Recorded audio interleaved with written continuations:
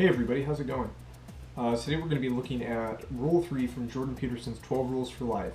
This chapter is called Make Friends with People Who Want the Best for You. And that probably seems like a pretty self-explanatory type message. You only want to hang around people that share your interest, are having goodwill for your life, but that may not always be the case. And this chapter is a little bit more narrative driven. Peterson goes in and talks about some of his backstory, his childhood growing up, and there's less sort of science in this chapter, but it's a good one nonetheless. Now, it's sort of a darker chapter that sheds light on the manipulative and apathetic parts of people in their interactions. Peterson offers a skeptical view of compassion and altruism, but he also explains the necessity for self-preservation and self-improvement. And the chapter ultimately finishes with an invocation for why having a positive social circle is imperative for a properly enjoyed life.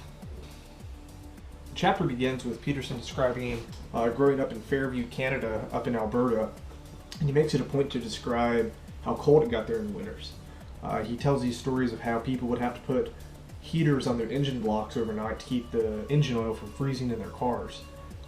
He talked about how he had this cat that they walked outside one day and it had froze to the concrete. It lived, but it just shows you how cold it was. And kind of further to explain it, he talks about because they were stuck indoors so much during winter and there wasn't much to do, it was very important to have good friends around. He then explains a somewhat dismal, if not monotonous way of life it was living in this small town in Canada, and how really the only thing that him and his friends ever did, he had a couple of buddies that were kind of the stoner types. They would just go drive around the county roads through the miles and miles and miles out where he lived, backroading. It's something people do around where I live. And the only break from that really they got was if they'd stumble across a house party or something and they'd pop in and see what was going on. And he talks about these parties where people would be packed in this room just engaging in decadence and poor decision making and a cynical rejection of any meaningful interaction, just kind of lounging about and smoking pot and getting drunk. He comments though how most people from a very young age where he lived had it in their minds that they needed to leave the town, they needed to get out to find better and brighter things. He then expresses his own desire to uproot himself, as living in a small town like that, it made it hard to shirk one's past and impossible to get out of the preconceived notions that people had of you. His real desire was to step into the chaos of the broader world and sort of see what that had to offer and aim at better things. And he thought that this desire to kind of expand was something shared by everybody. He then explains, however, though, that a couple of friends of his, they went off on a road trip to Edmonton, Canada, to the city to go kind of see what was in store for them. And the first thing his buddies wanted to do when they got there was go buy some pot and then sit around the hotel room and get drunk. And he has this quote that says, "Even though we had traveled a long distance, we had gone nowhere at all," because they were just into the same behaviors that they were back in Fairview.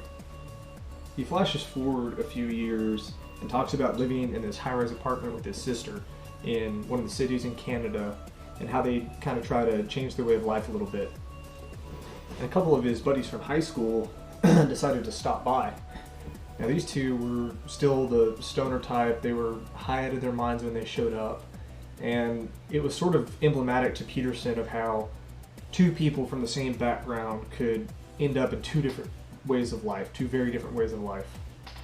Now these two guys, along with another friend that Peterson goes on to talk about later in the book, a friend of his called Chris, were these people in a dead-end job, smoking a bunch of dope, not really much going on for them. His friend Chris ended up killing himself later on, and Peterson sort of reflected on this, on why that may have been, and he postulated that it was a sort of nihilism that abetted this guy Chris from taking responsibility for improving his life, his career, and choosing to associate with people and places that were actually good for him instead of those that were bad for him. He then abstracts this to a further postulation of why people tend to act that way in general with this nihilism. He writes in this chapter, sometimes when people who have a low opinion of their own worth, or perhaps when they refuse responsibility for their lives, they choose a new acquaintance of precisely the type that proved troublesome in the past. Such people don't believe that they deserve any better, so they don't go out looking for it. Or perhaps they don't want the trouble of better. He then goes on to say, people create their worlds with the tools they have at hand, and faulty tools produce faulty results. Peterson then goes on to offer another way in which people choose to associate with and befriend those kinds of people that aren't good for them. He says that these are people who are attempting to rescue those who are lost. The problem with that, he has a quote that says, "Not everyone who is failing is a victim. Not everyone who is at the bottom wishes to rise." Oftentimes, suffering is a tool used by those of less character to justify some sort of endured oppression at the hands of another. Now, unfortunately for these people, despite pointing out these injustices and even being a sort of martyr to these oppressions, they still endure the suffering in the long run. Now, on the flip side, it's pointed out how the perceived altruism of the one doing the helping, the one trying to lift up the downtrodden, may in fact be a cover for narcissism, and a cover for being seen as a savior type. He cites and references Dostoevsky's The Underground Man, and in this book, the Underground Man takes in this prostitute named Liza with the obvious intention, perceived intention, of goodwill and generosity. But he later explains to Liza that it was all a manipulation to get her to love him and see him as a savior, and that he could exercise his power over her and control her. And then he goes further to shame her for not recognizing that that's what he was doing the whole time. So another danger Peterson presents is that it's more likely your attempts to pull somebody up will drag you and them further down. Now, he cites two examples of how this may happen. So say you take somebody in a workplace, an unproductive worker, and place them among a team of productive people. It's more likely that this person's bad attitude and poor work ethic will rub off on everybody else and lower the team work ethic and morale. And similarly, if you take, say, a delinquent child and put him in a school group with a bunch of well-behaved children, it's more likely that his delinquency will rub off on his peers more than their good behavior will rub off on him.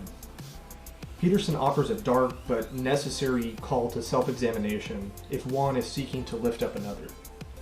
He says it's more likely that you just want to draw attention to your inexhaustible resources of compassion and goodwill. Or maybe it's because you want to convince yourself that the strength of your character is more than just a side effect of your luck or birthplace. Or maybe it's because it's easier to look virtuous when standing alongside somebody who is utterly irresponsible. See, it's a perceived effort based upon a comparison to one who's in a far worse situation than one's own. He explains this in sort of a don't cast pearls before swine type message, that it might be the person you're trying to help has accepted their lot in life, and the suffering that they're enduring is a lot easier to bear than the responsibility of getting out of that suffering. So what's the cure to what's becoming this sort of cynical view of altruism? Peterson goes on to explain that it's the a priori assumptions that one takes into each situation. He urges that you shouldn't merely assume that the person enduring suffering is a noble victim of an unjust circumstance or exploitation. If you buy the story that everything terrible just happens on its own with no personal responsibility on the victim's side, you deny that person all agency. You strip him or her of all power. It seems more likely that a person's rejection of moving upward in life is just an acknowledgement of the difficulty that it is to move upward. He argues that it's obvious that people choose failure and choose vice because it at least diminishes the need to think, the need to act, the need to care. And that indulgence in pleasure at the cost of shirking the morrow is a lot more understandable of an action and reaction. There's a vicious circle that's kind of at play here of responsibility shirking between the helping person in a relationship and the victim person in a relationship. Now, Peterson suggests that the misery of the oppressed person may simply be a burden placed upon someone of generosity, all while knowing that this helpful person is going to fail to lift them and probably fall down themselves, thus closing the gap of perceived misery. And similarly, on the other side, he suggests that the generous person may all well know that the previous situation that they'll probably fail is a possibility, but they choose to help this downtrodden person, help them, instead of taking on a real challenge. So the proper consideration a person needs to take to avoid falling into that circle is that maybe the sufferer's misery is an attempt to prove the world's injustice rather than evidence of their own sin. And choosing to befriend such a person may not be the best idea after all. He cites psychologist Carl Rogers, who proposed that a therapeutic relationship with a person was impossible if that person at first did not express a genuine will to change for the better. No amount of convincing would change their mind. So Peterson suggests that in this situation, the proper thing to do might not be hang on to the friendship. It might be to leave that relationship, lest you fall into the trap that since you're so self-sacrificing and so willing to help, you have to be a good person. It might be that you're just trying to look good. It might be that you're just trying to solve what appears to be a difficult problem rather than actually being good and altering the situation altogether. To paint a broader stroke over whether a friendship is worth preserving or not, Peterson proposes that you think about this relationship as one that you would or wouldn't recommend to a family member, say somebody like your sister or your dad. And if you wouldn't recommend this friendship to them, it's probably not one you should have for yourself. And any claims of loyalty towards this person are unfounded because loyalty in a relationship is a reciprocal agreement between two people genuinely wishing each other's goodwill. There is no virtue hanging on to people who don't want the best for them or for you. Knowing and having good friends is having confidence that these people genuinely support your upward aims in life and will aim upward alongside of you. People that encourage your vices or shame your motivation towards upward improvement may just be doing so because your upward movement casts their inadequacies in a dim light, makes their faults more obvious. And the same works the other way.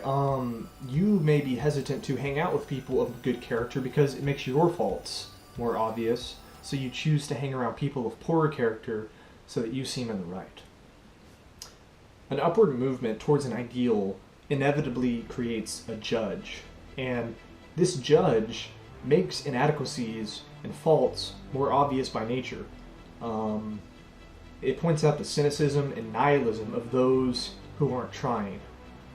It's hard to surround yourself with people that are good and healthy because it creates a standard, but it supersedes the pitfalls that come with being dragged down by those who, as Peterson says, fail to properly bear the burden of being.